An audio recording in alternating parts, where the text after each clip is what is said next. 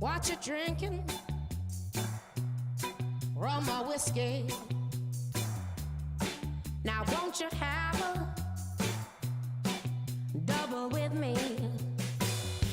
I'm sorry I'm a little late.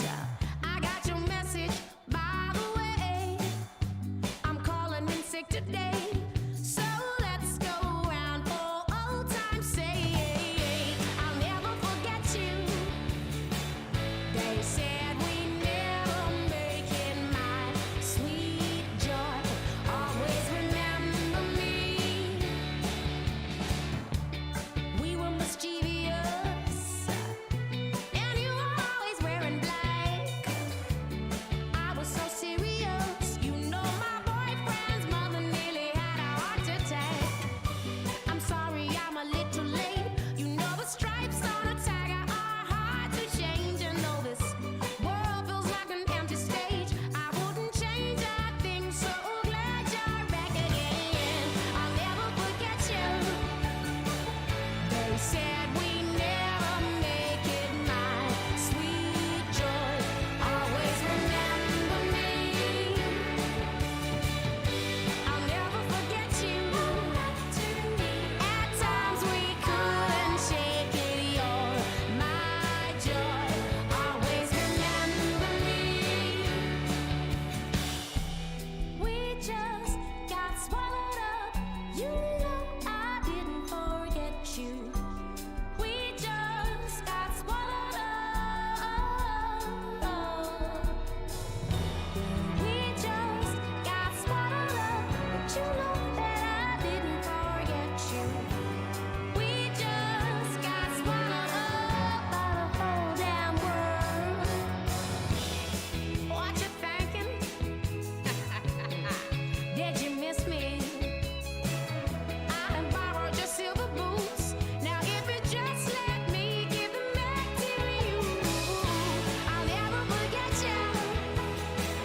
They said we never make it, my sweet joy. Always remember me. I'll never forget you. Oh, night at times we couldn't shake it. You're my joy. Always remember me. Don't you know that you're my joy? Always remember me. Don't you know that you're my joy? Always remember me.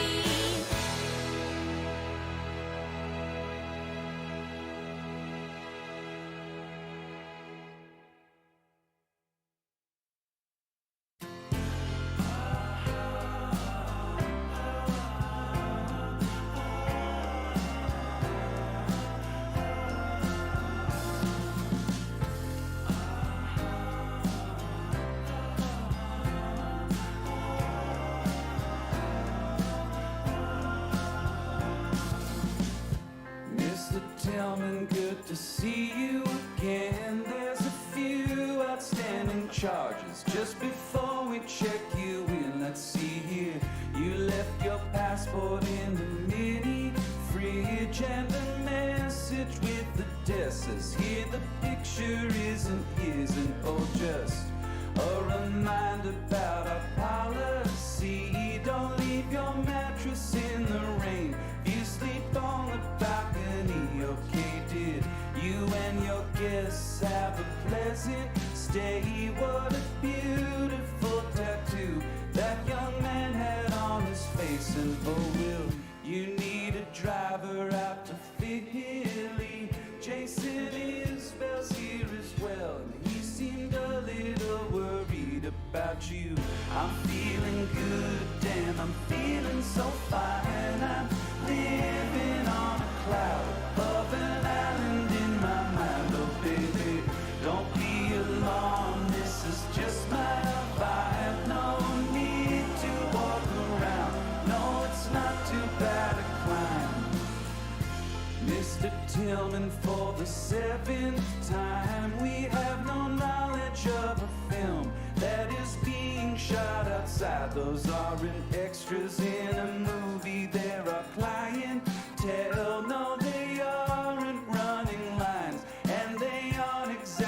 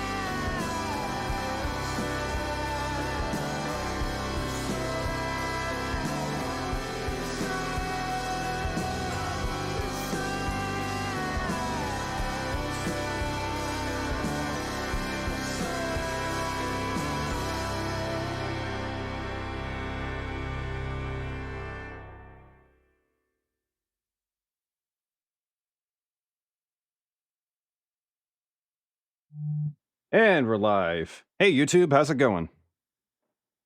We're about to have a fantastic episode ahead of us, so stick around and grab some popcorn, grab some tea, whatever you want, and let's just get right into it. As soon as I pull up my notes, I do that every time. Hello, fellow Galactic listeners. I'm Aaron Julian, and this is WSTR Galactic Public Access, a Star Wars podcast. Welcome to episode 238. We hope you and yours are well, and with everything crazy going on, we want to continue to be a platform that promotes positivity, life, and hope, and a little Star Wars along the way. Today, we are talking to Star Wars Thrawn collector extraordinaire, Joe Robinson. Welcome to the show, Joe. Glad to be here. Glad to have you with us. But before we go to the unknown regions of space, let's see who we got here. We've got Miss Carla Giacalone. Welcome back. Greetings, everybody. And Mr. Todd Hoffman. Hey, Carla, you're like in a different room, or did you redecorate? I'm in a different house. Oh Wow. my Entirely. God. You're just jumping houses now? Okay. We'll talk Yeah. Details. Personal crap. Anyway, Carla, let's go ahead and tease that news. All right. Well, Heather's off tonight, so I'm taking on the news. Grab an umbrella because there's heavy rain in the forecast. Ooh, what Ooh. could that Ooh. mean? Yeah. Mhm. Heather would be proud of that segue. Very good. I pick up from her. I watch. I pay attention. The Padawans paying attention to the master. I get it. Yes. Yes. So we've got heavy rain in the forecast. Then we've got meditation. Oh. Uh-huh. Then I've got merchandising. Merchandising. Yes. We always love the merch. And then, Yes. guys, there's a deep disturbance in the force. Oh, is there? Get ready for What it. could that be? Get ready. It's a Yeah. 4 article news week, I see. Yeah. Ah, It's a We are loaded for doozy. bear. that's right. So yeah, we'll see what that's all about later. Awesome. Well, without further ado, let's go ahead and jump into our main topic. All right, Joe. We actually met waiting in line at Star Wars Celebration. How that time has flew the coop. But yeah, I think we met on actually the first day was preview day. Just sitting in line, sweating our butts off in the cattle line, and we just started talking, speculating about episode 9 and all that fun stuff. And of course, you brought up Thrawn. Little did I know that Thrawn was the big deal here. So, but before we get into that rabbit hole, why don't we start off with the simple question? How did you get into Star Wars? Watching the original trilogy. I was not even born when the first one came out, so I was probably watching the CBS Sunday movie, and that's how it all started, watching the original trilogy. There you Fantastic. go. That's nice. Awesome.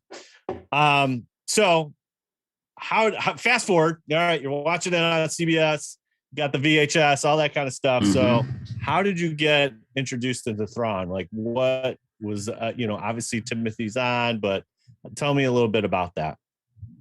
Somebody probably mentioned that Thrawn was like the Sherlock Holmes of Star Wars, and I'm a huge Sherlock fan.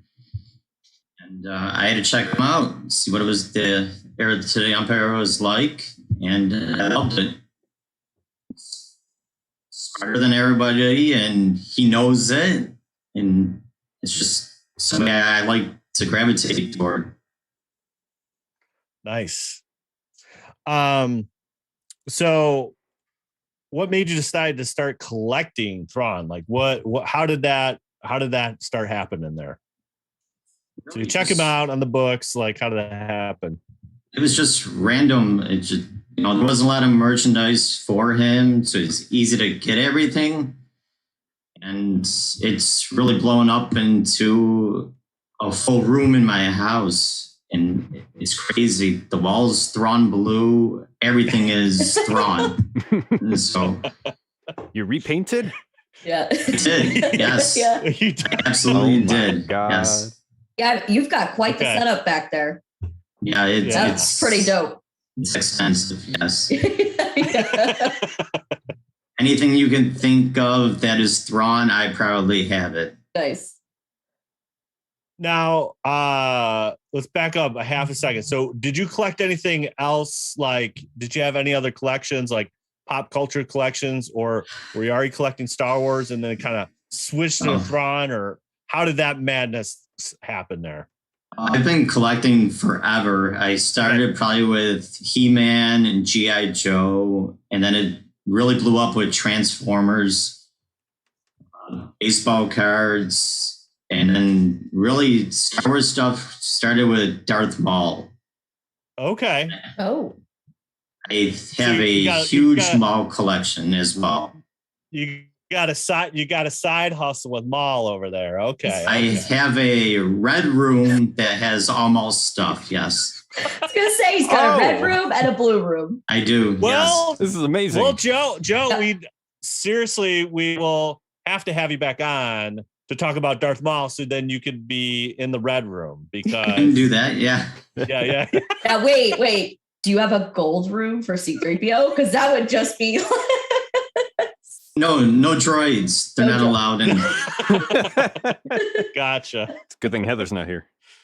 Yeah, right. Yeah. So, what fascinated with Maul? Where that was your first love affair there. So, what happened there? He was the best part of the Phantom Menace, and he was just cool. But he gets killed off, sort of, so to speak, and Yeah. a double lightsaber. Everybody loved it. So his attention. Gotcha. Can you? Well, let's start with Maul first. So, what is the very unique thing, like a unique piece of your collection? I have the Maul. Lego bust of Darth Maul, and it is signed by Ray Park. ooh Nice. nice. And how did you obtain that signature? The first time I met him was Comic-Con in Windsor, and I took my picture with him, and I was holding the bust. Okay. He said, "This is the coolest thing. Take it upstairs, and I'll sign it for you." Whoa. Nice. As Ray Park does. He's so cool. It was one of his first Comic-Cons, and he was doing a lot of stuff for free. He Yeah. probably signed 3 or 4 things for me for nothing. Selfies, anything. So you pay for one thing, and you got all sorts of stuff. Nice. That's awesome. Anything else from the Maul collection that you're very proud of? I just got the Legacy lightsaber. All the Hot Toy stuff. So Yeah. it's Yeah. there's a lot up there. Gotcha. Well, I again, actually have. we won't go too deep. We won't go too deep in Maul because we want to see the red room. So It's fine. All right. So let's move on to the blue skinned alien, Thrawn. Okay. So what's something very, like what couple unique pieces you have in your collection? My most unique piece is a one-of-one doll by Scariosities, and it's the only one made. She made it custom for me. Whoa. Whoa. So it is That's pretty really heavy, Doc. Ooh. it's over my shoulder. Yeah, I see it. Oh, I that's see it. awesome. Yes. Mhm. That's awesome. She Okay, did a so what YouTube else video you got? showing how it was made. Oh, really? Yeah, it's how she did dye the skin blue and made the doll. Yeah. That's awesome. So what else is something that's unique in your collection? The NYC statue is definitely my favorite piece. There's only 50 of them made. Hmm. It is my price piece in the collection. Nice. So what are you looking for anything with Thrawn, or because there's not a ton out there. There's probably a lot more custom stuff than actual licensed stuff. Like, Yeah, most of you my collection always just is kinda- custom. yeah. Plushies, So you're dolls, the 3D bust that I have right behind me too. That was made in Italy. ship over. So I Wow. got that. It's life size. It is. Joe, why didn't you fly over to Italy? Just pick it up, see some. Oh, COVID! I couldn't do it.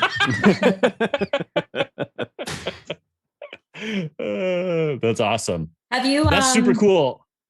Have you met Lars Mikkelsen? I don't know. I Like have not how, met Lars. I do have a signed picture over this shoulder from Star Wars Universe. They did a signing last year or so, Mhm. and I had to get that. Hopefully, he's at Celebration.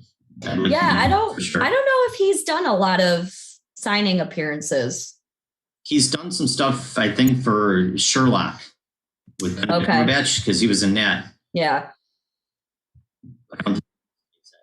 Yeah.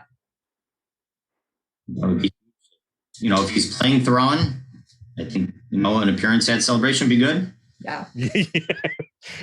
Yeah. I We'll mean, see. we'll see. I mean, it's it's not written in stone yet, but there's a lot of hearsay out there on the interwebs that that's going to happen. Yeah. So I know when we were talking in line, you were talking about, well, I think I'm actually going to try to cosplay as Thrawn. So tell me a little bit about that experience. Was that the first time you broke that out at Celebration? And that was my first time ever cosplaying. And the first day Good place to do it. Yeah, I know, jump right in the deep end. And the first day was a panel for episode 9, and we had a little problem with the airbrush gun. And we actually missed most of that panel trying to turn me blue. Oh no. Yeah. Oh no. Mhm. Little snafu. No. Just take a blue bath next time. Yeah, right. What kind of paint do you use? Because that blue is just so specific.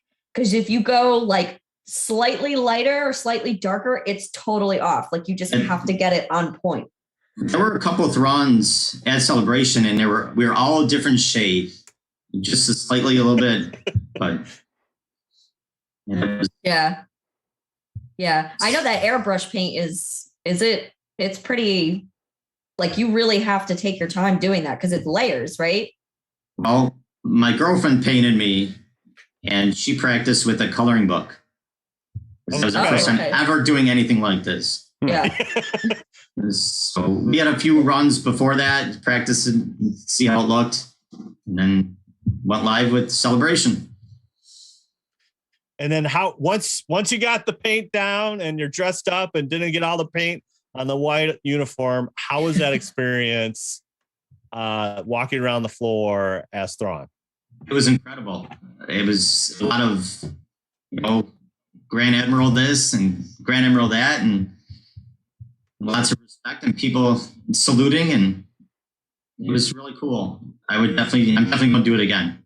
Absolutely.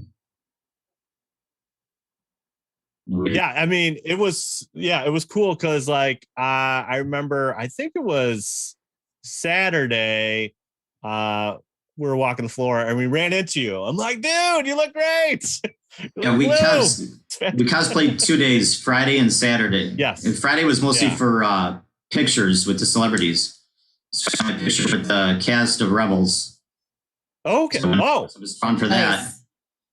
And So then you're just do it again and have fun. You're throwing out the cheddar, you're getting pictures as Thrawn did you get it with the whole cast? The whole cast that was there, yeah. Mm-hmm. Wow, that's fantastic. Yeah, That's awesome. it's a great picture. Yeah, that's awesome, man. Wow. And my girlfriend cosplays as Governor Price. So she's in it Yes. too. Oh, awesome. Yeah, Yes. yeah, she looked great too. Yeah, she looked really good. That's Yeah. very cute. That's awesome. Yeah, cute couple. A cute couple, yeah. Uh-huh.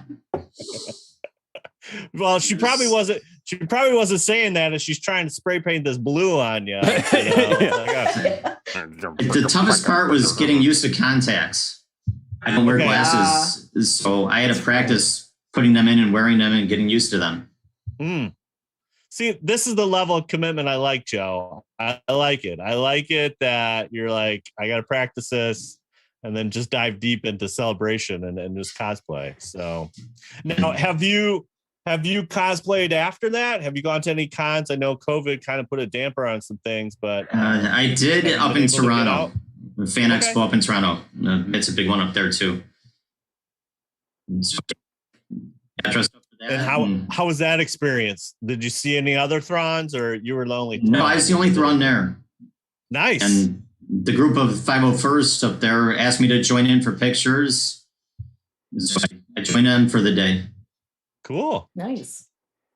Now, of course, you mentioned the 501st. So are you thinking about doing something more official and getting it blessed Yes, by I'd like the to. 501st? Absolutely.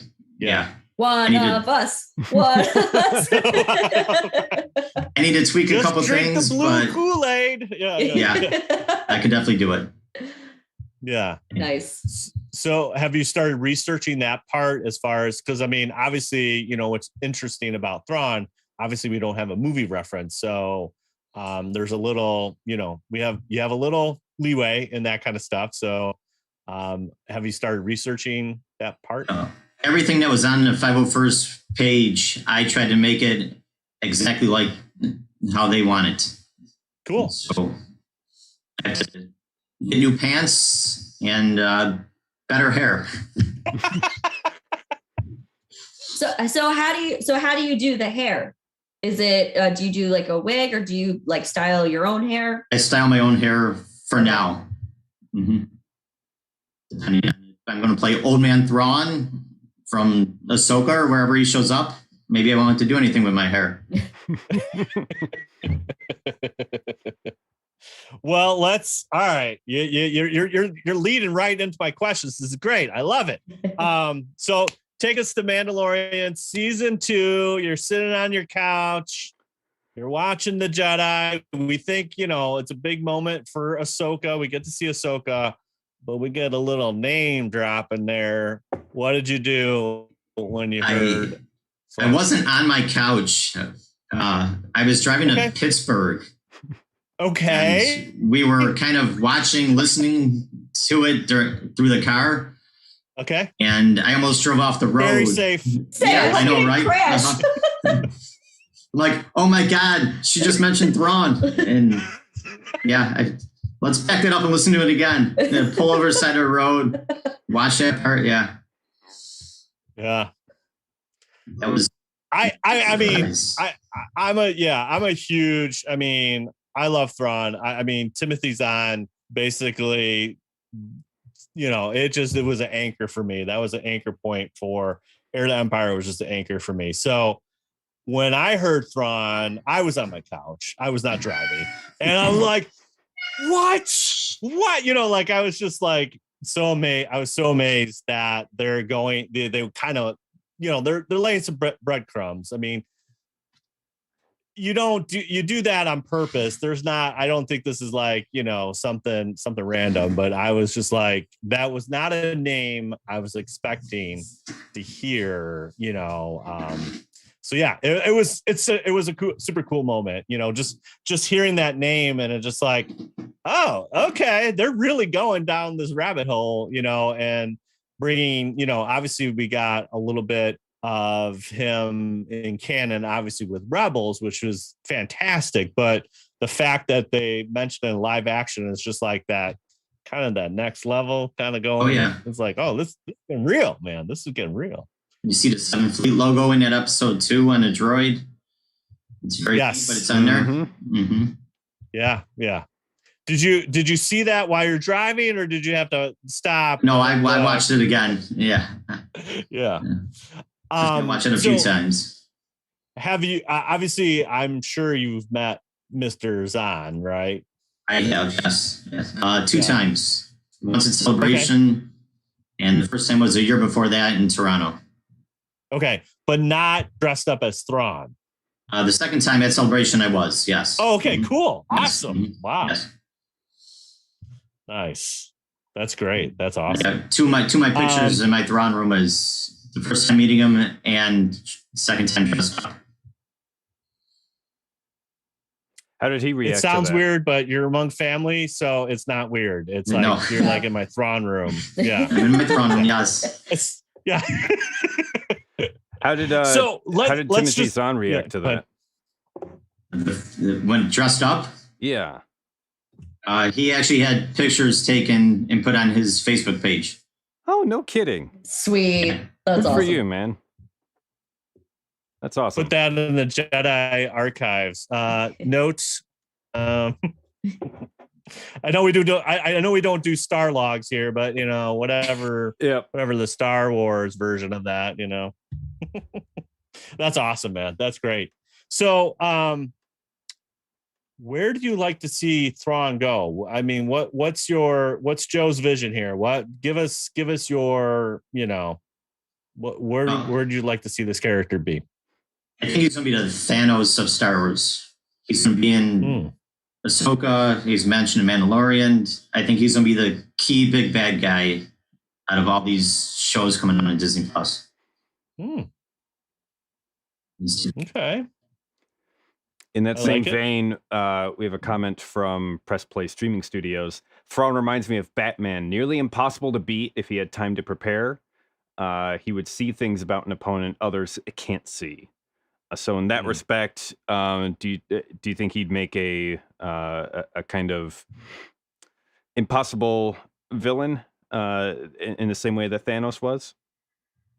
Absolutely. I think the only way he can be beaten is something like the Bendu, something you can't plan for.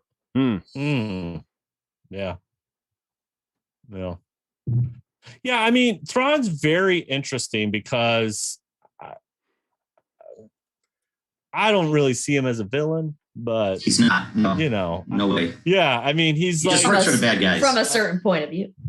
from a certain point of view, right? Yeah.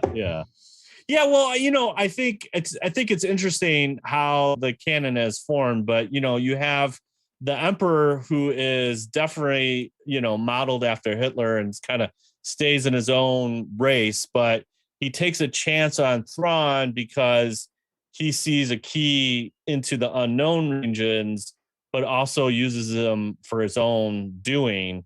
And Thrawn kind of sees it, but he also just like, I want to also kind of find out what's going, in the inner core here before I go back to the unknown regions. And I think that's a very interesting dynamic, that they play off on in the books and stuff like that. And he really wants to protect his people. Yeah. It's his main goal, really. Yeah.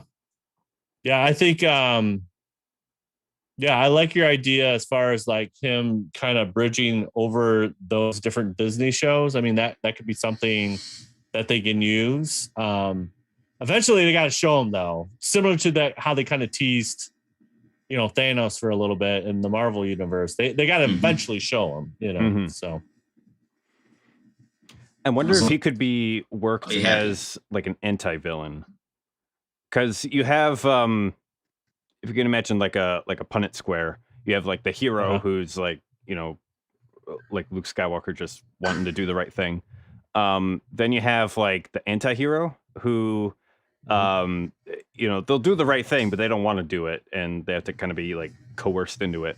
Then you have the villain who's just going to do the evil thing. But then you have the anti-villain who they will do the evil thing, but for good reasons. And it's and that's an interesting angle to take that they might go with Thrawn. Because like you said, he doesn't seem like just out and out evil. He's just allied with the Empire.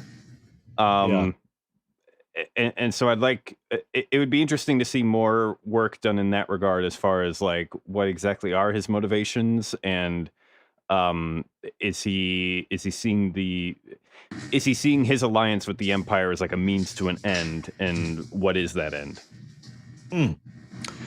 I think you kind of mentioned it, Aaron. You have these kind of cool archetypes, right? So the Emperor's evil. He's the main, he's the main bad. Darth Vader, you have this kind of, good guy turn bad guy, and then he kind of turns back, right? And then you have like kind of like Kylo, where he's a good guy trying to be a bad guy, but then he kind of goes back to the light, And it would be cool to see, because again, you mentioned it earlier too, Joe. Like he's Sherlock Holmes of space. He's the Batman of space, if you want. Like he has a really good strategy. And like you said, Aaron, he could do bad things for a good reason. And that's what makes him very unique in the Star Wars mythos, you know? Yeah. If I'm trying to think of a good example of a Star Wars anti-villain. And he would probably be the best opportunity to really explore that. I don't know if they will, but yeah, that'd be neat. You'd have to do it in a lot of shows. You know, they got to show the story. Really, they just kind of put a cameo here, a cameo there. Mm-hmm.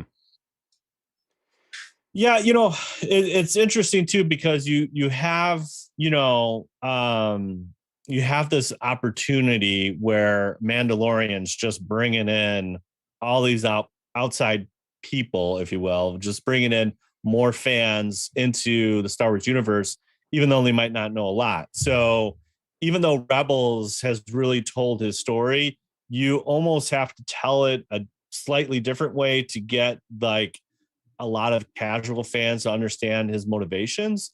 But again, they can pick up things easily if you explain it in such a way, like, and you really do kind of do that anti-hero, I think, or anti-villain, it would be kind of really cool to play out, you know? Not just the books or the cartoon. They need to really explore Thrawn, tell his story. We'll see. Yep. Absolutely. Yep. So you mentioned you collect a couple other things. So you do you still collect on those, or now are you more all Star Wars? No, I still collect a lot of Transformers. Okay. I have a basement full, lining the walls of my Transformers. What's that room called? Do you have a room for that? Is that Cybertron or what we got here? We can call it Cybertron. Yeah, it's my whole basement. It's I have more Transformers than Star Wars stuff. Gotcha. I meant to ask you earlier. Lego collection as well. I meant to ask you earlier, what's the juice of collecting for you? Is it you mentioned a lot of times like this is one of a kind. This is like one of a limited number. Is it the rarity of the item that you're collecting, or is it the completeness of having all of a certain thing? What's the juice for you? Definitely completeness. I know I like the rare stuff, but if it's got Thrawn on it, I have to have it. I'm actually turning my car into Thrawn. How does one do that? How is this accomplished? I'm getting the roof wrapped on Sunday with his rank insignia. It is a blue and white car. The steering wheel cover is Grand Admiral Thrawn. I have a stained glass pendant hanging from the rearview mirror. If it's Thrawn, I got it in my car. Yeah. That's awesome. Just driving to work, windows down, blaring his organ theme for all Which to hear. I do that, yes. And I just put Grand Admiral Thrawn in Arabish on the back of the car as well. That's what I'm talking about. Dedication.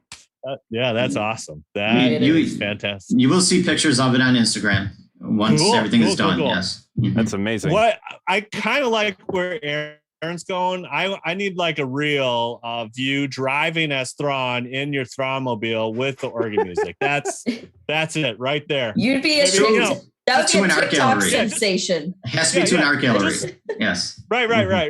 Yes. Mm-hmm. Yes, exactly. Maybe, get a drone, get a couple drone shots, and go to art gallery, be perfect, man. Yes. The Art Institute of Chicago. I study their culture and I study them.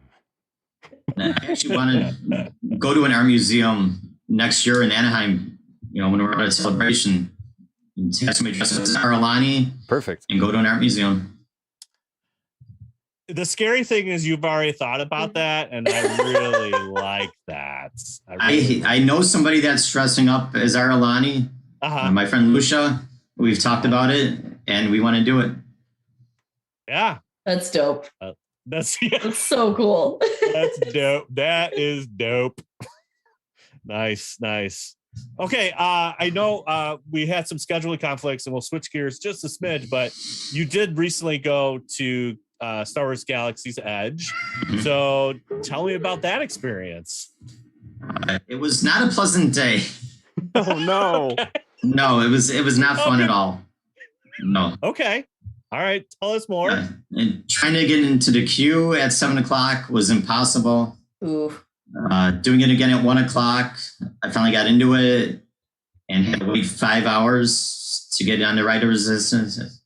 It was just not a fun day. So it was not worth the wait. Okay. Now, did you go, like, how long were you at Disney World? Just one day. And Oh, we spent okay. most of the day waiting to go on the ride. Oh, gotcha. Yeah. Going to get into Cantina. It was a 2-month wait to get into there. The Millennium Falcon ride was not impressive. So, no, it wasn't the best experience. Gotcha. The only way to get me back there is if there's something wrong. Absolutely. Cowabummer, dude. I do have all the Thrawn stuff from Galaxy's Edge. Yeah. I got the painting. I got the badge, the little wooden figure, the Jedi Temple Guard mask, and a Calicori. Gotcha. So unrelated, I have it. Yeah. You didn't pick up a loft cat while you're at it, or no? No, I got 3 cats at the house. That's plenty. Why do I need a stuffed animal loft cat? Okay, gotcha. That's right. Well, yeah, I mean, you bring up a good point. I mean, like, Carla's been there, so she's our resident expert here. So you're hearing Joe say this stuff. I mean, it makes me, I'm sad because I had the total like opposite experience, despite the situation that was unfolding while I was there. Long story short, Joe, my cat got out of the house while we were gone. So yeah, that was like a whole thing. But yeah, that queue is you like literally need to be on your phone at like 6:59 a.m. Like just refresh, and like just keep trying. But yeah, I saw they were going to do away with that. They are. Yeah, I heard that. Yeah, No more fast pass. Well, no, there's no more like boarding groups. Like it would just be like a regular wait in line, and you get on and go. Oh, that's awful. Yeah. And now you got to pay for it, Aaron. They call it like Genie Plus or Genie something. Yeah, it's gross. Yeah, I don't like it. It's the machine. That makes me so sad though that like it was not a good experience for you because There like was 4 of us there and none of us had a good time. Oh, yeah. No, I mean if you're like waiting in line the whole time, like that's how I felt my first celebration. It was Celebration Orlando, and like I did all the autographs, like not realizing like how much time it would take to wait. And then I said for Chicago, I was like, nope. I was like, not doing it. Like, it's fine. I don't care if I don't get to meet like whoever. I'm not wasting my time just standing there, you know, just to do whatever. Right. Celebrity. I mean, yeah. I did one day where I did autographs and photo ops, and that was my Friday. That's all I did. Yeah. Yeah. Like if you one day dedicate specifically. Yeah, if you dedicate like one day to it, But I mean that's what I did. That was my Thursday. I was like, I got to meet Timothy Zahn. That was my goal, and that's what I did. You know, waited in line like all day, but it happened. So yeah, I get it. I mean, I am bummed too because I mean I haven't been down there since they put in Galaxy's Edge, but I want to get down there. But yeah, you're spending that money for an experience, and you want to make sure that it's good. But hopefully, though, you know, with this, they're getting away with the grouping. Maybe better way to experience that a little bit better. Did you enjoy like the environment of it, like the feel of it though? Because to me, that was like the biggest thing, was just walking in and I was like, holy crap, I'm on another planet. Like that's how it feels. Well, we went to Universal before, and when you walk into Diagon Alley, it's a whole different experience than walking into Disney. Yeah. You feel like you're in the movie. You're at Harry, Potter's, and you will go to the Galaxy's Edge, and it's just not the same. And it had that same feel. No wow factor. Maybe if I went to Disney first. Carla, rebuttal? Because I feel like we're having a debate here. No, it's just funny because like I had the exact like opposite feeling. And I get like, I'm not the biggest Harry Potter fan, but we did Hogsmeade. We didn't do Diagon Alley. But like I walked in, I was like, oh, this is cool. Like, I wasn't like, oh my gosh, like losing my mind. But when I walked into Galaxy's Edge, like I thought I was going to like drop to the floor and have like an emotional breakdown. It's just, so it's interesting to see. Like, I think you're the first person I've heard that's like had that feeling or experience about it. Well, I don't have my girlfriend on to talk about Ventress and Price because she'll say the same thing.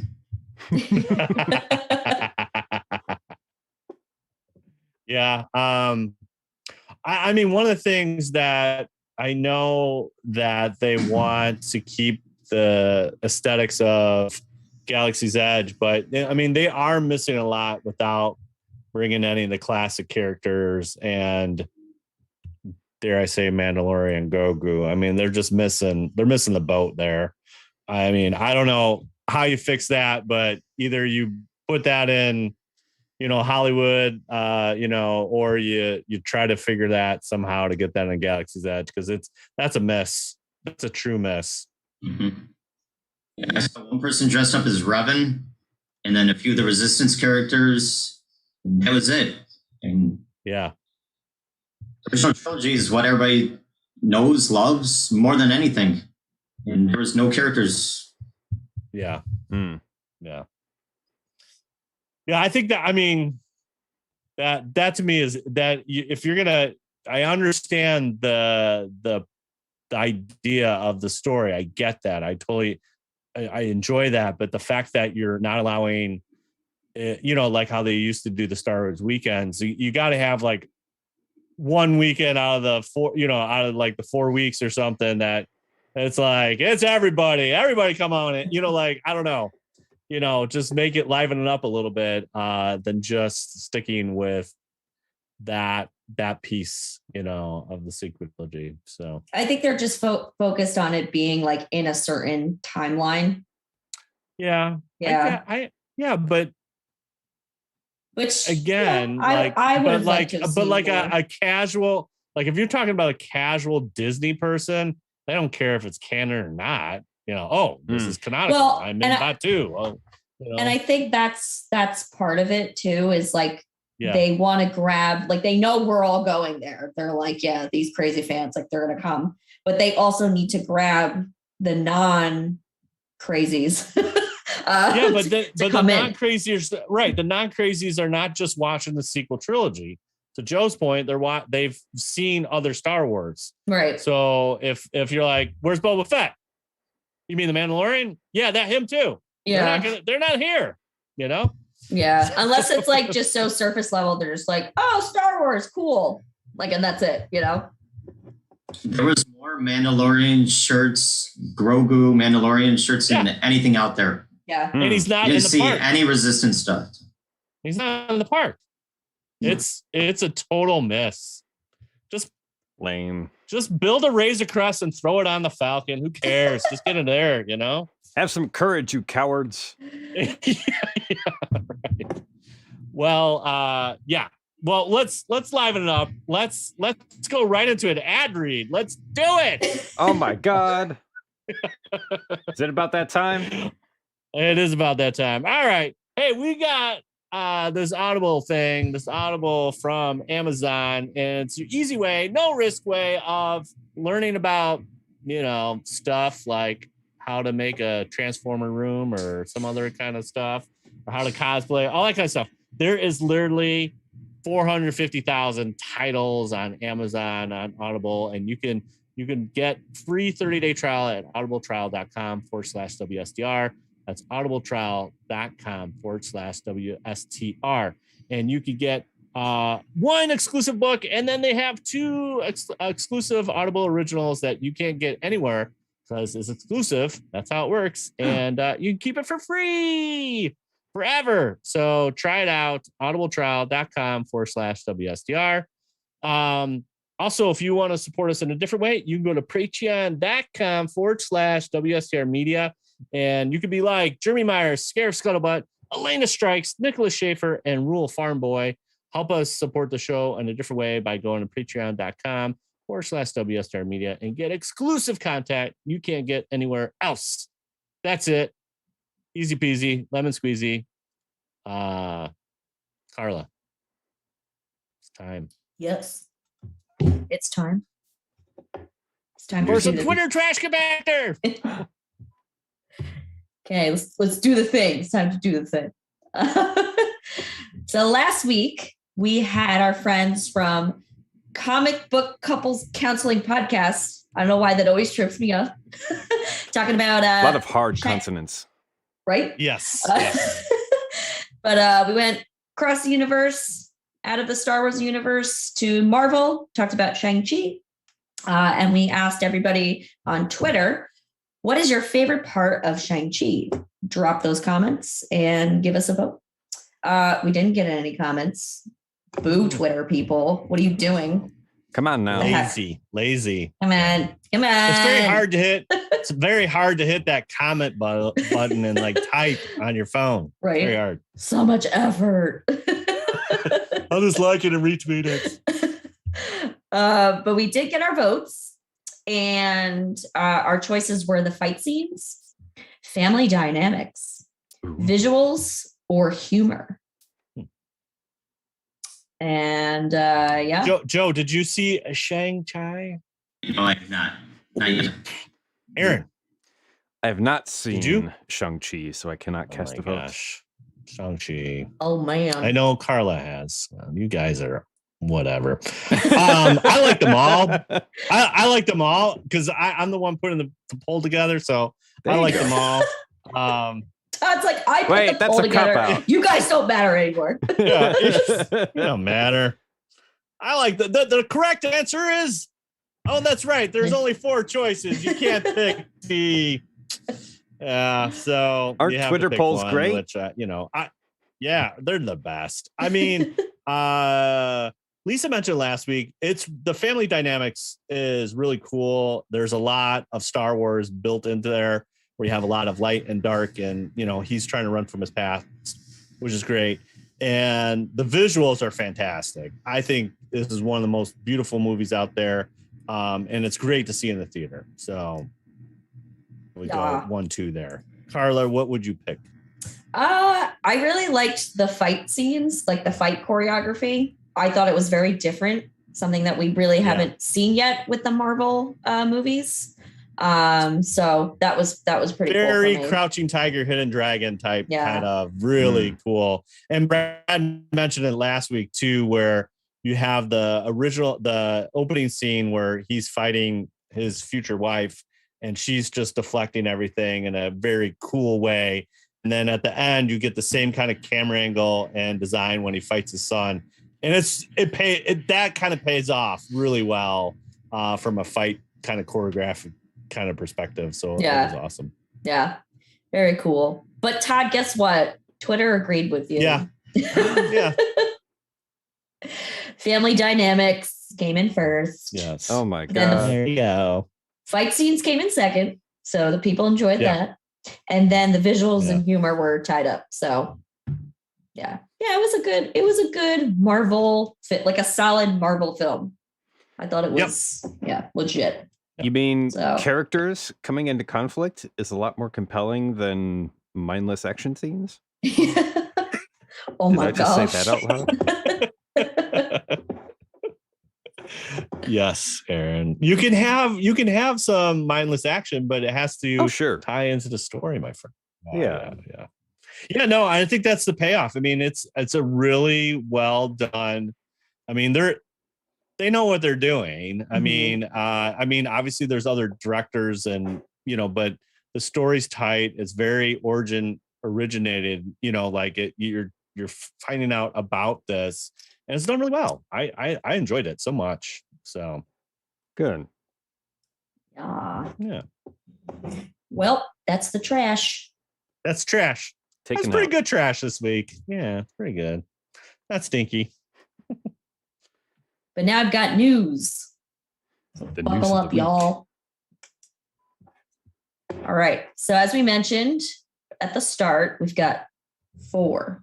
So Oh my gosh. Let's hang tight. lightning round. Bear with me we here, go. okay? Okay. So first one here comes from PCGamesN.com, I think. And there's a rumor. Now this is like rumor, guys. So Okay. don't Oh, okay. take this to heart. Wait, you can't believe everything on the internet? What are you talking about, man? Can you believe it? What? So the studio behind the likes of the games Heavy Rain, Beyond Two Souls, and most recently Detroit Become Human. I don't know any of these, but it's Quantic Dream Studios. I could give a little background on this. Okay. So, Quantic Dream, that is, they're like a French studio, and they're kind of similar to another video game studio and game designer that I like, Hideo Kojima, where it's very centered around like the kind of lead guy, and in this case, it's David Cage. He's the founder and CEO of Quantic Dream and kind of the lead of their creative department. So they're very much into like video games as an art medium and exploring it as like a kind of philosophy, and it's hard to sum up their games in just like a short brief thing, but They're artsy. yeah, they're kind of artsy fartsy. But good. They're good, but they like take advantage of the fact that you're like that it's like an interactive medium, and so they play a lot of games with that. Okay. Like it's a game inside a game, Aaron. Yeah, something like that. Like one of their games, you just like start as a character who wakes up and there's like a dead dude in your apartment, and like the police are knocking on the door, and so you gotta like walk around and like clean up and try to like get everything in order before you answer the door. Stuff like that. So it's very much about like evoking emotion through storytelling. It's emotional based. Interesting. Through through interactive storytelling, like triggering like empathy and sadness and guilt and frustration and stuff like that. So it's a very particular and peculiar kind of video game that this guy likes to make, but they do it over and over again in different ways. So that's kind of the backdrop for Quantic Dream. Okay. So Carla, what the heck does this have to do with Star Wars? Apparently they're gonna make an emotional Star Wars game. Oh my god. I don't know. Yeah, it's like rumored, like, so there's no hard direct source here, but it comes from 2 separate leakers. A French speaking YouTuber that says that they finished their deal with Sony and has now signed on a new one with Disney to work on a Star Wars game. Oh my god. And then another YouTuber, Tom Henderson, who like reported about GTA 6 or whatever. He also reported something about them, developing some kind of Star Wars game. And there was like a picture of that guy, David Cage. Mm-hmm. I'm sorry. No. It's a picture of a character from one of their games, and he had like 2 sabers like crossing over his face. So everybody was like, "Oh my god, what is it? What does it mean?" Yeah. Break out the tea leaves. Yeah. So and then David Cage had quoted that 2021 would be an exciting year for the studio. So it's possible that the Star Wars game may yet be announced this year. But again, rumors. So, Yeah. We'll see. Joe, do you play video games? I have not played video games since college football stopped being made. Oh, So they're going to remake it in the next couple years, but I don't have a system besides like my old school Nintendo. Yeah. gotcha. Well, you don't have a system because you're collecting other things, you know. You need to have you need to have an Xbox room, a PlayStation room, a Nintendo room, and I need a bigger house. right. It's kind of like Rancho Obi-Wan, you just kind of start building on, Mhm. All right, Carla, what else we got? All right. Next, sports. Sports ball. Sports. So apparently Kyle Murray, I don't know. Okay, People he's a quarterback. A quarterback is the person that takes the ball and throws I it. know that, Todd. Thank you. Okay. No, I He's just a don't know quarterback sports players. Back for the Arizona Cardinals. Okay, sorry. Gotcha. An NFL team. Okay. Don't you mansplain me, Todd. I love you. But yeah, I guess this was a recent game played, and he scored a touchdown, and he went into the end zone. See, I know the end zone, and the part of his little like touchdown thing, he sat down and he did like the Baby Yoda like meditating on the rock kind of pose. Yes. So yeah, it was a cool little like clip that they had, and the Arizona Cardinals tweeted it, and they put like at peace in the comment or whatever. So he's channeling Grogu. But there's a problem with this. Did Lucasfilm come in? No. I was gonna say, were they like, you can't do that? Can't do that. That's too Grogu. You can't do that. Hashtag Grogu. He's never watched Star Wars. Oh my Guy. God. But Twitter ate it up, and they loved the Baby Grogu celebration. But he came out, yet he's never seen the Star Wars. So. The Star Wars.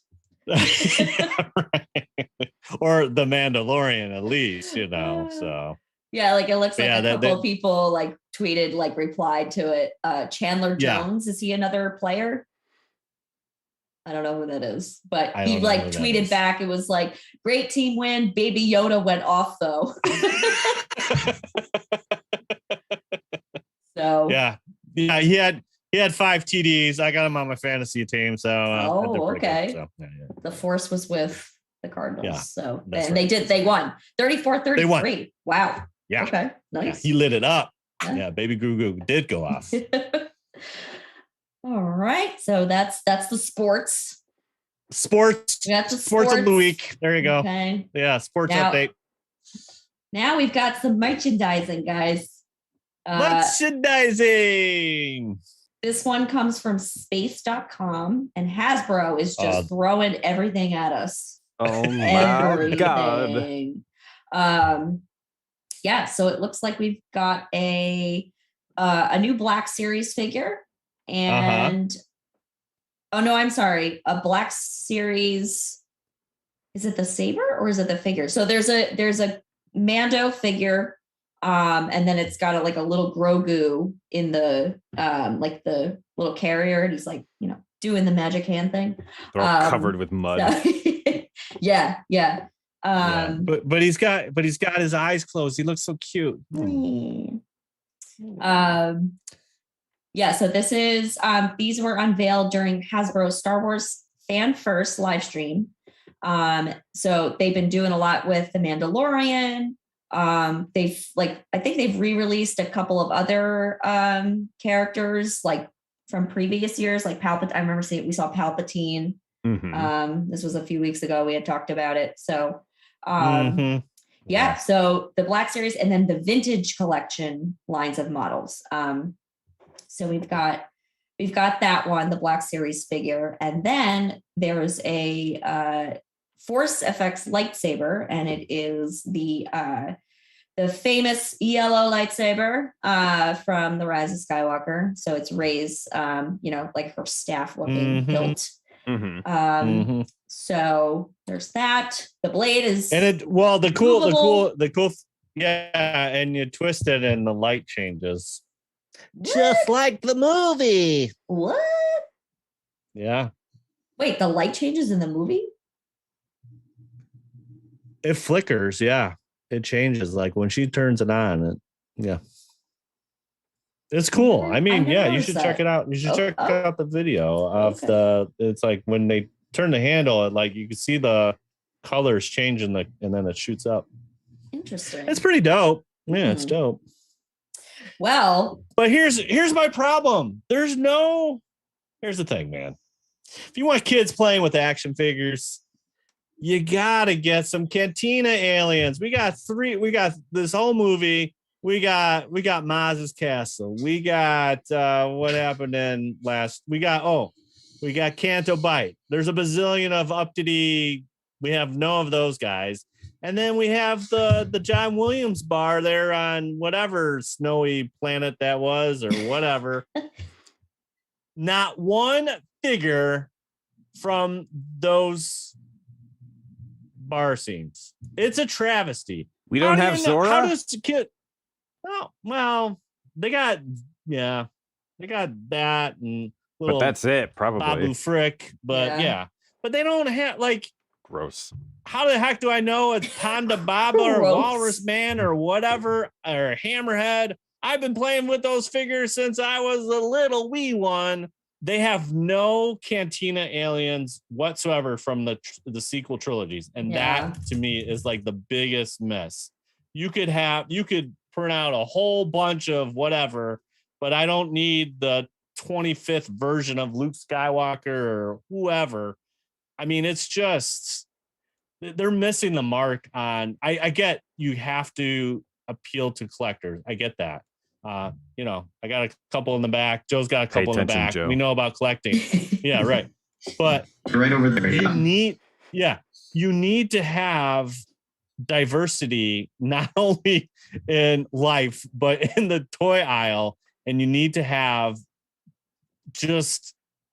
you got to build up the universe. You can't make a universe when you have like 16 of the same thing, like, oh, this is my 2019 version and this is the 2021 version. Who cares? Like give me some aliens, give me some droids, give me something. It's like, I don't know what they're thinking. Like, oh, here's another emperor figure with his throne and his cloth leg. Who cares? I just like it. So it throws me off. It's like you have a whole plethora of characters that have been in that movie for 2 seconds and we will buy them. Probably doubles, maybe triples, maybe quadruples. And they don't do it.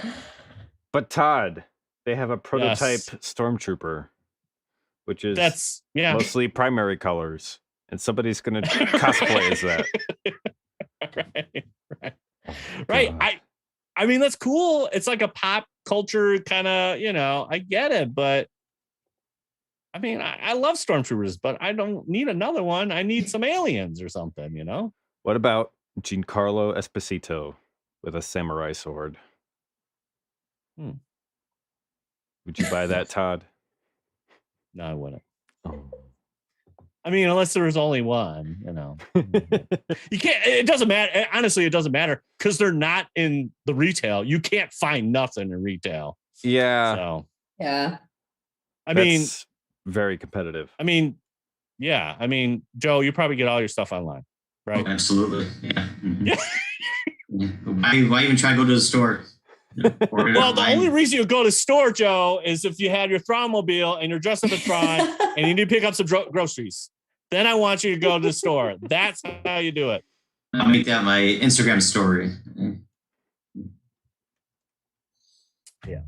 It just blows my mind. Like you have this opportunity with just Star Wars is so vast, and we just focus on these hero characters. And I get it. We need those, but like, we don't need 30 versions of those. And that's where I get a little miffed. It's just like, come on, guys. Like, that's, they didn't, and then, they printed what they could see, and there was a ton of aliens. Like, let's do this, It's almost And like with the now we have. Yeah, go ahead. Go ahead. No, I was just gonna say. I'm done ranting.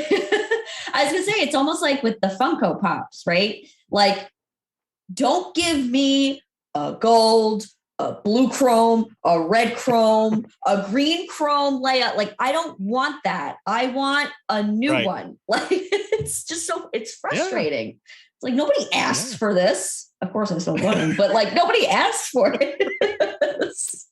The problem is, though, you buy it. You're like, oh, it's metallic flakes. I have to get this, and I mean, I'm a sucker too. I bought a carbonized stormtrooper that's never in the movie, but it's sparkly, and I bought it.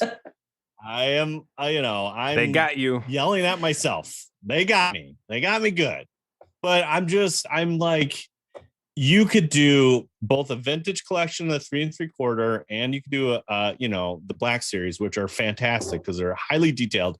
You could do so many different aliens. You would you would print money. You would just be like, here's these, and they'd be like, oh, because none of them have names. You can make up names just like they made up names before. I mean, it's just really, it's a mess, man. It's a hole in people's collections. Without a doubt. Yeah. Yeah. Joe, I have a question for you, and feel free not to answer. But have you ever bought something for your collection where you got buyer's remorse for it? You're just looking at it and you're like, why? It would happen more in Transformers than anything Star Wars. Because a lot of Transformers stuff is very expensive. And I'm like, do I really need that? He was in the cartoon for like 2 seconds. And then I buy it and stick it on a shelf and forget about it. Yes. Got it. That's unfortunate, but it's still a part of your story. Yes. Joe, all right. Did you buy the Transforming Optimus Prime? The one for $700? Yes. No, it was sold out before I could get it. So you were going to buy it. I do have a very large Optimus Prime collection. And obviously. That's in the Prime. Colin. Yeah. Yes, you did tell me about that. Yeah, you told me about that. That was awesome. Yeah, why don't you tell our listeners about it? I went to San Antonio to meet him, and he said, "Hi, my name is Peter Cullen," and nothing came out except tears. And he looked at me, gave me a hug, and said, "This is why I like to do something like this." Oh, and it was. I was better the second time I met him, but the first time was nothing but tears. The second time you're like, "Hey, remember that grown man that was crying when you said hi because you sound like Optimus Prime?" It's me. I'm back. But he actually said that. He goes, "You were in San Antonio last year and you cried." Whoa! Yes. He actually from the previous year. Hey, man. Oh my god. That's an epic moment. That's epic. Yeah. I mean, there's something about that too, because like as a kid, you're growing up on that, and you now you're meeting your hero here. And again, for him, it's a job, but also he also sees that how that affects people, obviously through these cons, and he's at the con to help with the interact with the fans, and that's super cool. I mean, that's amazing. No, I wasn't the only one. There was a group of grown men in the corners sitting there crying, watching him sign autographs and take pictures. Yeah. That's a true con experience right there. I love it. I love it. I couldn't do that now. My makeup would run as Thrawn. So. Well, hey, Joe, you would plan that out. You'd say, okay, this day I'm meeting one of my voice actors from Transformers. I'm just going to not be blue today because No, I couldn't. When I was in Toronto, Peter Cullen was signing autographs, and I met him again dressed as Thrawn. But No, were you I in couldn't character? together. Were you in character? You're in character. Like, I'm serious. I'm not. It's acting, at its finest. Yeah. He looked up, saw the red eyes and a blue face. He's like, whoa.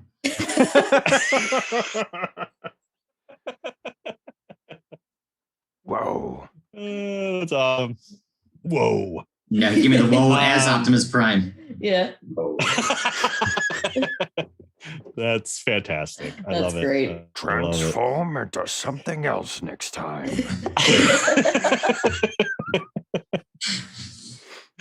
All right, amazing. Carla, we got one hot off the presses. We got it, but we only can talk like 3 minutes about this bad This boy. is a spicy one, guys. Just get to the quote. Get to the quote. So basically, Marsha Lucas, pew pew, shots fired against the new Disney era movies. So for those who are not aware, Marsha Lucas, George's wife, she helped edit, the original trilogy films, had a big part in, changing a lot of what George had originally intended, and told him, what are you doing? You need to change this, and that. Anyway, so in a recent interview with, I think it was, where is it? For a book. It was for some book about an author, and she just like unleashed about Disney's whole, Actually, so this is J.W. Winsler, who just recently passed. He just did this is his last book before he passed, and it's about I'm blanking on the name, but he's one of the producers of Star Wars, and he's done Indiana Jones. Howard Kazajan. I'm probably not saying that correctly. Yes, yeah, that's okay. It's fine, but yeah, that's where this is kind of coming from, because she wrote the foreword for the book because she was tight with J.W. Winsler as well. So that's kind of the context there. Yeah. So all right, read the quote. Let's read the quote and we'll go around the horn. Here we go. Okay. So she says, I like Kathleen. I always liked her. She was full of beans. She was really smart and really bright, really wonderful woman. And I liked her husband, Frank. I liked them a lot. Now that she's running Lucasfilm and making movies, it seems to me that Kathleen Kennedy and J.J. Abrams don't have a clue about Star Wars. They don't get it. And J.J. Abrams is writing these stories. When I saw that movie where they kill Han Solo, I was furious. I was furious when they killed Han Solo. Absolutely, positively, there was no rhyme or reason to it. I thought, you don't get the Jedi story. You don't get the magic of Star Wars. You're getting rid of Han Solo. They have Luke disintegrate. They killed Han Solo. They killed Luke Skywalker. And they don't have Princess Leia anymore. And they're spitting out movies every year. And they think it's important to appeal to a woman's audience. So now their main character is this female who's supposed to have Jedi powers, but we don't know how she got Jedi powers or who she is. It sucks. The storylines are terrible. Just terrible. Awful. You can quote me. J.J. Abrams, Kathleen Kennedy, talk to me. Oh my That's the best part. That's the best part. Like she let's starts go. off like kind of like, okay, like I'm not gonna KK's beans. I love her. ham. KK's the beans. Yeah. And then she just like rips. Like all right, let's go around the horn here. Let's start with our guest Joe. Joe, you have heard the comments of this opinion from Miss Lucas, ex-wife of George. What do you think here? I think she hits the nail on the head. Yeah. I agree with her. And, I think Disney got scared with losing Leia, and they killed off Luke just in case something happened to Mark Hamill. I think that was something that they did. It was a big mistake. Okay. All right. Yeah. Mr. Make Heir to the Empire as your sequel trilogy, and you want to print money? There you go. Bring a little Thrawn, you know what I'm saying? That's right. You got it. All right, Mr. Aaron. Oh you boy. got 2 minutes. Okay, so J.J. Abrams, I don't know why they went with him, because all of his movies, he knows very much how to like kind of surgically provoke an emotional response from an audience, but without much like substance underneath it. And when you look at all of his original works, they're not that original. They're more derivative of other people's things. Like Super 8 is Very ET. Spielbergian. Yeah. His Star Trek is very derivative as well. And so I'm not sure why Disney went with him to begin their sequel trilogy.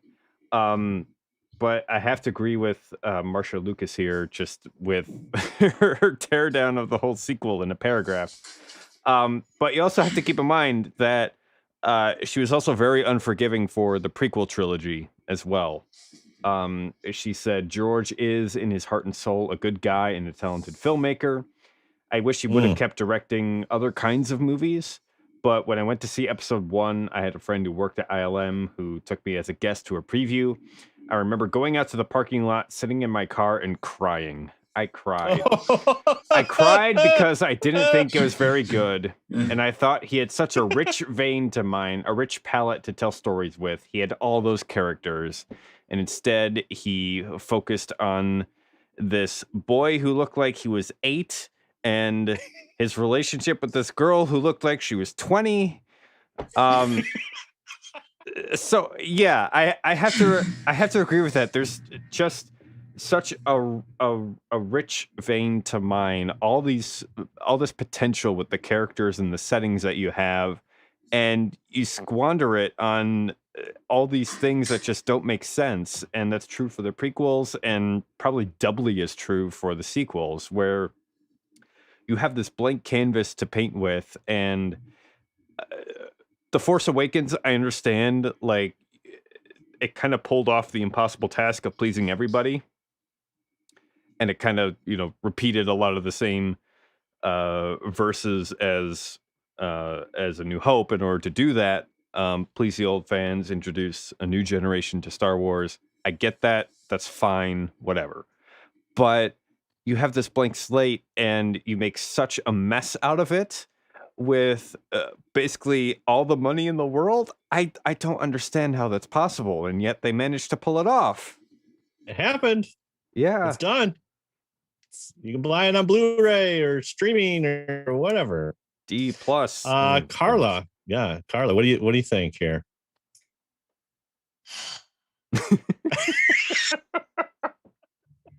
I mean, channel your baby Grogu. Here we go. I mean, like, she's not wrong, but like, again, it's just hard because we've talked about this all the time, right? Like, Star Wars is a different experience for everybody, right? Mm-hmm. And because all of us here have been rooted in the original trilogy, like the whole killing Han Solo, killing Luke, and like, Joe, maybe you're right. Maybe they were scared because Carrie had passed so unexpectedly. They're like, oh my God, like, what are we going to do? I don't know. Cause I think I know I had read somewhere that it was always supposed to be like, each of those movies were going to be for each one of those three. Yes. The deaths. Yeah. Like, I don't know how that played out, but it's very clear that there was no consistent story from beginning to end.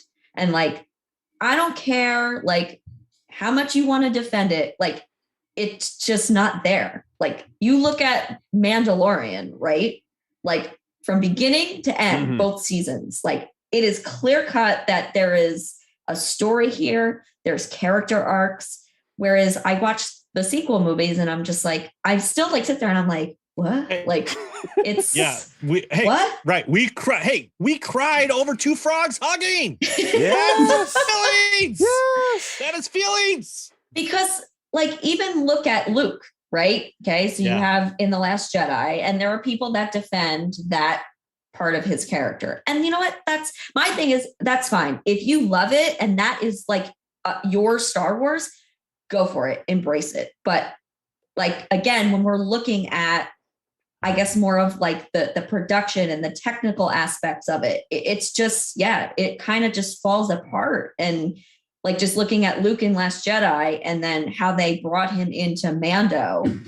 And so many people came out saying, that's the Luke I've been wanting to see for the past 40 years of my life. You know, YouTube videos of like people just sobbing, you know what I mean? Like, it's, I don't know.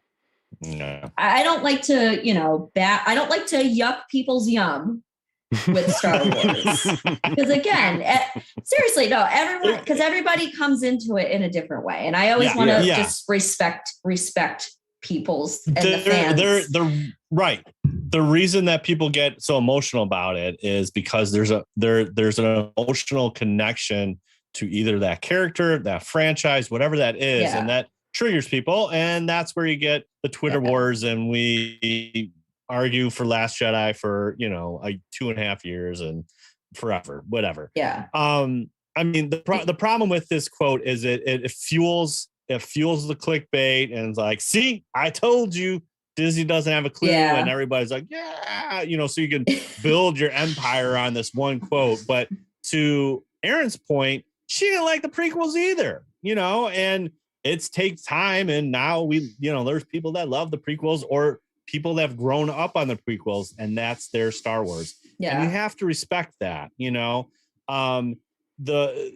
but she does bring up a point where it's like, it just doesn't have the heart that, and the charm that we're seeing, like you mentioned, Carla, in Mandalorian, and we could argue, I mean, the Luke thing, I mean, Ryan already wrote the script before Force Awakens came out, so you can't totally argue that, but there's the problem. Yeah. and the problem is JJ and Ryan didn't talk. They didn't have a creative outline of like how this is going to go, and whoever the third director was going to be, if it was Colin Trevorrow or whatever, they're all doing their own thing, and it's like, that's where Filoni and Favreau come together. Like, Filoni's the nerd, Favreau's the genius of, building out this thing, and they all come together, and it works really well. What you have here is like a couple different agendas, but that, again, that's all under KK's leadership. So Kathleen, it really does fall on her, because she didn't set the tone. I mean, I get it. Disney's like, bro, I got $4 billion on this. I need to make $4 billion back. And they did right away. Yeah. So, but it's like, you just didn't think about the plot, and then you like, oh, let's throw some spaceships in here, and there'll be other spaceships from other movies, but we don't show them the cockpits, and we're gonna put in the voice actors of the Jedi, but we're not gonna show the Jedi as Force Ghosts, because that would be too much. It's just like all these things, like, it's just like, Can I just comment on her comment about the appeal to a woman's audience? Because I mean, like, I could go off, but say it. I'm all about the female characters, like being in the lead, whatever. But like, I just can't stand when it's so like shoved in our faces, where it's just it's not genuine. It's not authentic. And I like Rey. I have 2 Rey costumes. Like, you know what I mean? It's you just dress up as her. Yeah. Like, how cool would it have been if, they go with this whole, like, she's a Palpatine, like whatever. And then she actually did turn to the dark side. Cause we saw that preview and we were all like, oh, like what? Like, she's gonna go to the dark side. And then we saw like her 5-second Bilbo Baggins moment where she like hissed at it. You know what I mean? Like, come on, man. Yeah. Like, how cool would it have been if her and Ben actually legitimately flipped sides? But it's like, it's too safe. They couldn't do that because they needed to protect their female audience and protect their female character. And she would never do that. And instead of something that would actually be interesting. Yeah, but if you flip it, if you say, okay, again, Luke has come out, this is for 12-year-old boys. Okay, flip it, it's for 12-year-old girls. And you're like, yo, Rey's being beep, beep, beep, beep, like she's not being cool. And it takes, you have conflict. Like she's, like you said, it's like, oh, I shouldn't have touched the ring, or I touched the dark side, or whatever, and it's like, yeah, but you didn't play off of that. Yeah. It's Yeah. like she could have been so much better written, I guess. I mean, Daisy Ridley acted her socks off. I mean, but like just the fact that you didn't, we show Darkseid Rey for like 5 seconds, and then what? It doesn't, like, there's no consequence. It doesn't fall. There's no consequence, right? Yeah. Like, show them, and there's like a half a second, like you show her on the throne. Like, dude, let me see that play out. Even if it's a force vision, let me see that play out. And like, whoa, we got a totally different side that you can explore, and we're mature enough, we can handle it. Okay, she was good. She was like, especially, yeah, I mean, like, there's all things. especially going with the whole Palpatine thing. Like, Palps is supposed to be like, right, like this, like one of the most powerful Sith, and then she's just like, nah, I'm good. I'm good. But Carla, she's sticking it to the old white man. In our YouTube we chat, could go on for hours. in our YouTube Yeah. chat, Dragon Buddy says, in Favreau and Filoni we trust, and I think that sums it up nicely, because they detach from the whole sequel trilogy thing. They very much understand how you make characters that you care about and create these emotional moments that you connect with, in a story that makes sense, which Yeah. seems like it would be like filmmaking 101. But they managed to do it time and time again in new and interesting ways that makes us want to keep watching. And fair enough criticism. Filoni's going to turn everything into Clone Wars, but he's going to make it all connect. But I really don't care, because I actually like the characters and want to see them succeed and identify with their struggles and the emotions that they bring to bear. Apparently that's too much to ask of the sequel trilogy. Is there anything more emotional that Filoni did than coming off Kanan? Oh, yeah, X. that was a big one. That's a big one. It's a shame that more people don't see it, because it's a cartoon, but it has the same emotional weight, actually it's the part where Hera kind of feels his presence behind her, and it's just like, oh, I can see the feels every time. But yeah, I mean, yeah. I mean, that to me is like, that's beautiful stuff. And we, again,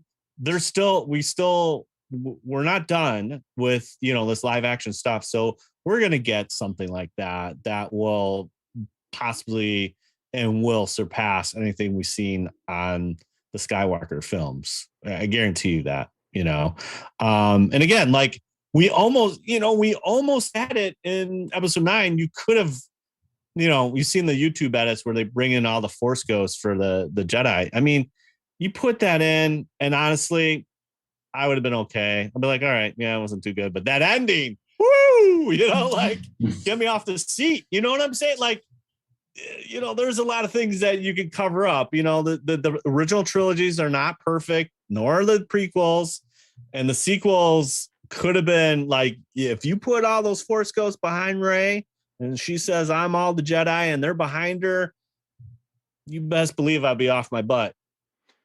But Instead I was looking at a static star field for 2 minutes. Yes, Aaron, exactly. Man, we are venting tonight, guys. Woo! Oh my god, feels like All therapy. Right. All right, get us out of here. Let's go right into the cantina, because we are on the cantina. Let's get in the cantina chat, man. Cantina chat. All right, the part of the show where we talk about everything geeky and weird going on in our lives. Carla, let's start with you. What's up in your world? Nothing like too crazy, like nerdy. We did the Ren Fair a few weeks ago. I showed up in my Ray costume, so Nice. that was a lot of fun. I think we're gonna be going back next weekend. Yeah, probably like next weekend. It's like the last week that they have it running. cool. So gonna Nice. show up in my other costume, my non-Star Wars costume. So I'll be debuting it then. I'm excited. Whoa. What is it from a film or is it a TV show, or you're not going to tell us until after the I debut? can tell you guys. So have you seen What We Do in the Shadows? Yes. So Brian and I are we're gonna be Laszlo and Nadja. Oh, that's so much fun. Yeah. So I have no idea what you're talking about. oh but, my gosh, you gotta Dr. watch Yeah. it. Vampire stuff. It's Okay. Taika Waititi and Jermaine Clement from Flight of the Conchords. If you Okay. know him, It's hilarious. it's good. Yeah. So Gotcha. we'll be doing that together.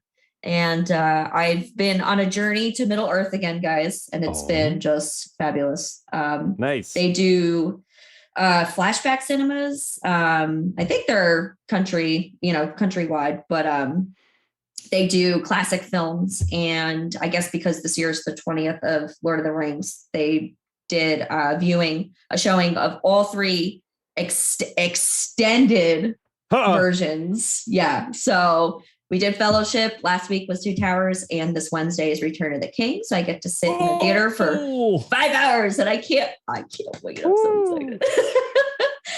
I get to cry for the last hour of it. It's just gonna be Is there at least So- an intermission or something so that your butt doesn't go numb? intermission. No.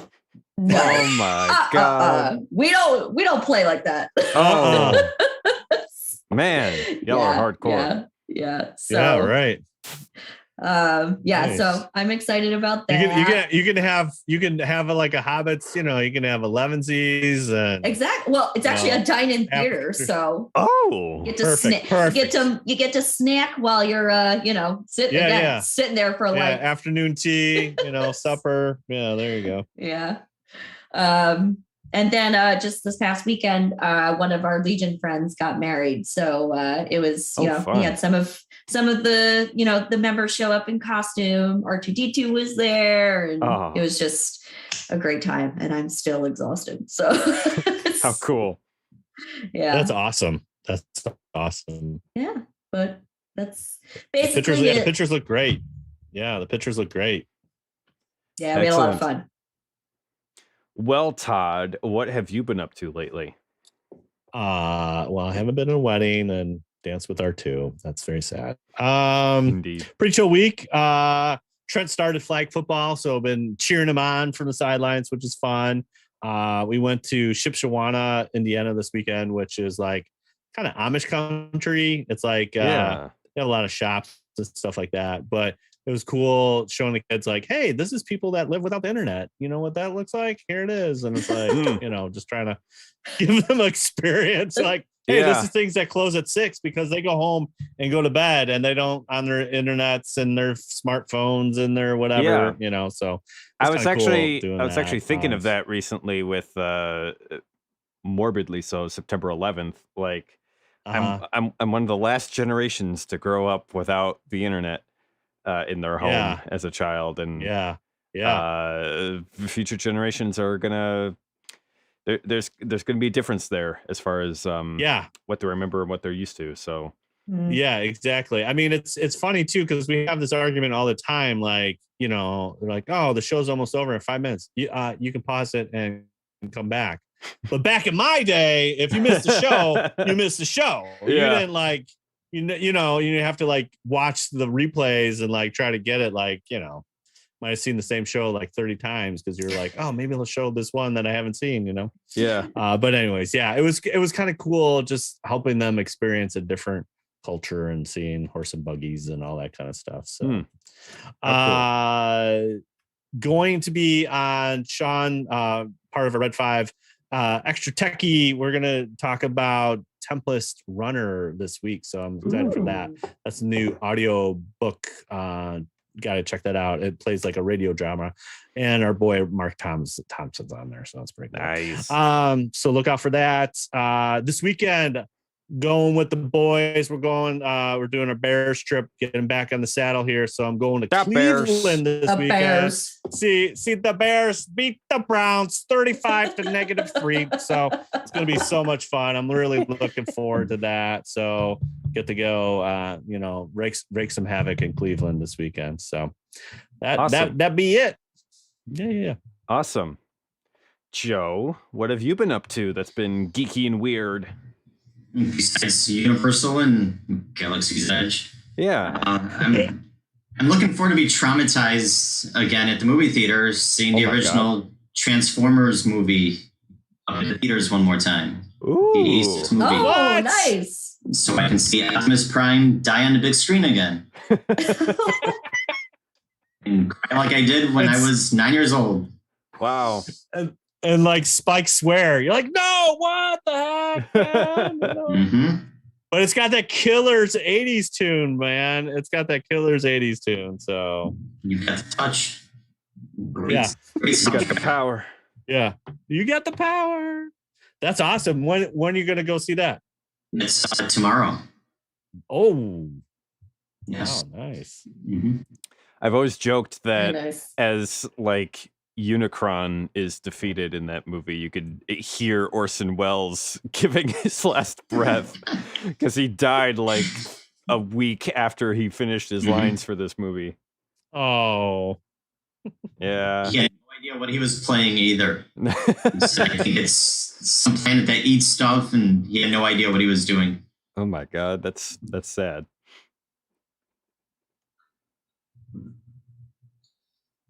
That's it. All all right. right. That's plenty. And that's plenty, though. You get to cry again in the theaters. Yeah, right. We'll both be Aaron. crying this week in the Yeah, theater. yeah, though. right, yeah. Yeah, that's right. Yes. What about you, Aaron? What's going on with you? Well, Todd, this past Saturday, I ran a session of my Star Wars D&D game, and it was a hoot. It was really fun. They were basically plundering an old Sith tomb on Korriban. Ooh, nice. And So you picked the right planet. yes, I You did. didn't just make up a planet called Exegol. No, Okay. I picked the right planet. Thank you. Yeah, and so for story reasons, they were plundering the tomb there to figure out. Did this they find mystery. any wayfinders or holocrons? Just to be clear. No, but they found a star map, which if you've played Knights of the Old Oh. Republic, some red flags should be going off. Ooh. Yeah, so they were doing You're that. such a nerd. And- You're such a nerd. One of the things that I threw at them, which was completely irresponsible to do, but I did it anyway, was a monster called a purple worm. I just lifted it directly from Dungeons and Dragons and put it in my Star Wars game, but they didn't know the difference. A purple worm is this super tough thing that can absolutely kill everybody there. They can do things like when they do like a bite attack on you, if you fail your saving throw, they could just swallow you. And so Oh wow. you just take acid damage every round because of the stomach acid in the purple worm, and your friends have to try to like get you out of there. And so I thought it would be this huge elaborate battle, and one of the players, she has this force power called Beast Trick, which if it succeeds, the animal that you use it on is charmed by you, and so they don't consider you an enemy, and they're like kind of receptive to the commands that you give. So a little Anakin Ray here. Yeah. Yes. And so yes. she succeeded on this. And so it was friendly towards her, but still like hostile towards everybody else. But then one of the other players, he kind of like picked up on this, and he made like an illusion of a giant spider that this worm had to like then deal with. And the worm failed at detecting that it was an illusion. So it's like very confused. What the heck is going on here? And then over time, she managed to like keep succeeding at handling this animal, and basically made it friendly towards them instead of just outright hostile.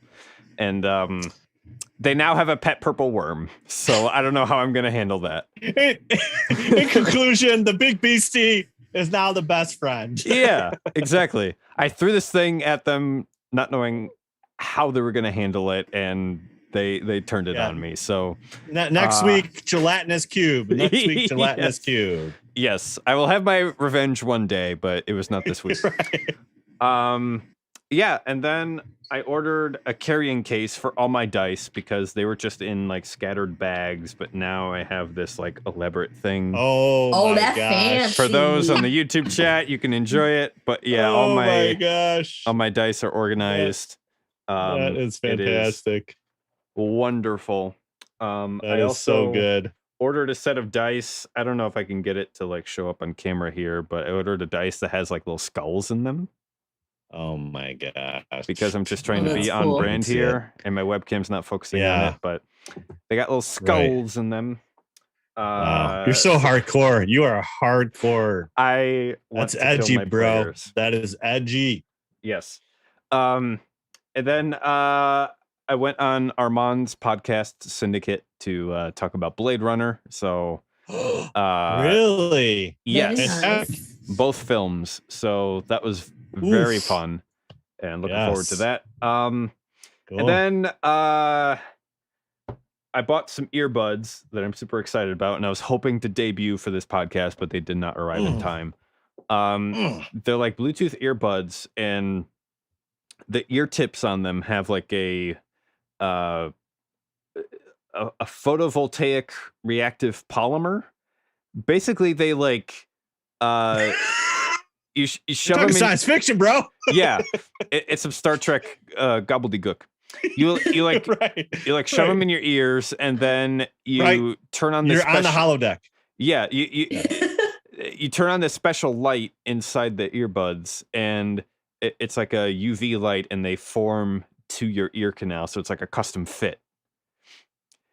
And those arrive soon, hopefully. And then Wow. if it works as well as advertised, I thought you were gonna say. I thought they're gonna custom fit, clean your ears, and give you great sound at the same time. I mean, we can't have it all, Todd. Right. But yeah, those should arrive soon, and I might use them in the future if they're comfortable enough, if they work as advertised. But yeah, looking forward to those. And then on Wednesday, I'm seeing Sabaton and Judas Priest in concert. We were supposed to see them last year, and that got pushed back due to COVID, but now we're finally able to do so. So that should be a lot of fun. That's awesome.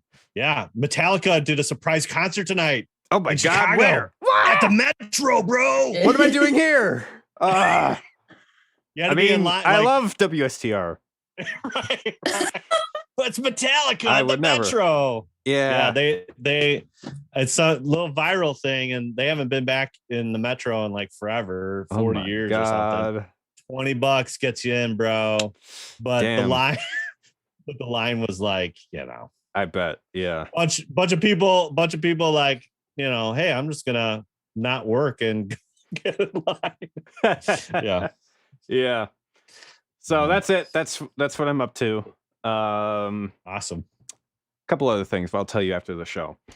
Thanks Okay. again for listening to another episode of WSTR, Galactic Public Access. You can find us on the socials, Heather at Hawk Awesome, Carla at Carla Marie Giac, Todd at Tizod, and Big T Little T Podcast. Myself at Aaron Julian, and we're part of the Red 5 Network, a wonderful network of Star Wars podcasts. That's Red numeral 5 Network. And of course, our own tag at WSTR Media. You can check us out on the social media, and comment, tweet, and rate us on Apple Podcasts. And if you give us a 5-star rating, we'll throw some swag right into your face, give you a little shout out on the show. So send that screenshot to us post haste, and we will get right on top of that. You could drop us an email. Yes. You could drop us an email at mailbox@wstrmedia.com, or leave us a voicemail at 630-557-WSTR. That's 630-557-9787. Leave us a voicemail. We'll play it on an upcoming episode of the show. You can catch our entire back catalog of episodes at podcast.wstrmedia.com. And we are brought to you by our merch store at store.wstrmedia.com and our Patreon, patreon.com/WSTR Media. Thanks, everybody, for hanging out with us in the YouTube chat. That is at livestream.wstrmedia.com every Monday night at 9 o'clock Central Standard Time-ish. Yeah. Yeah, and thank you, Joe, for coming onto the show. Where can people find you again on the socials? Instagram, Thrawn Euroto. The O's are zeros. And a Facebook group, Thrawn's Ascendancy. I'm all over that. I am the Grand Admiral in the group. Oh, Come join it. Lots of Thrawn talk. Mark Thompson is in the group. So that's our little celebrity. Yay. Oh. hey. Yeah, we had someone in the YouTube chat, Amanda Anime 99, who is hyping up the Facebook group as the place to be if you're a Thrawn fan. Amanda in California, yep. Mhm. Yeah. Awesome. Shoot. Well, how many people you got in that group so far, Joe? There's about 375. Oh my god. Well, there's going to be 376, like right That's after right. this. All right. So next week, episode 239, we're going to be talking about Star Wars Visions. I can hardly believe that it's going to be here already, but Oh my gosh, I'm so excited for this. going to be very excited for that. We'll be reviewing. I the didn't bring that up in episodes. Katina chat. I'm so excited. It's going to be It'll be fun. awesome. Yeah. We'll be reviewing the episodes, breaking them down for you, giving you a reason to watch. Tune in next week for that. All right. As we all know, there's only one way to end our episodes. Now this Now this is podcasting. podcasting. See you all